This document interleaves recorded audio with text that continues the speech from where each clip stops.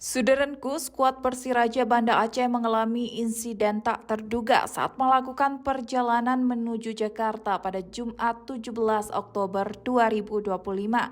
Pesawat yang membawa rombongan tim lantak laju itu semula dijadwalkan mendarat di Bandara Soekarno-Hatta Cengkareng sekitar pukul 18.15 waktu Indonesia Barat. Namun cuaca buruk menggagalkan rencana tersebut. Pesawat yang bertolak dari Bandara Sultan Iskandar Muda Blang Bintang Aceh Besar mengalami kendala saat mendekati wilayah udara Jakarta.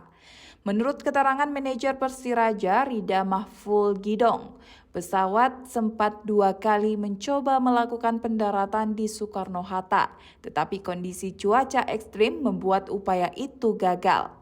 Karena bahan bakar pesawat sudah menipis, pilot akhirnya memutuskan untuk melakukan pendaratan darurat di Bandara Sultan Mahmud Baharudin II Palembang. Rombongan tim Persiraja sempat beristirahat sejenak di Palembang sambil menunggu instruksi lebih lanjut dari pihak maskapai.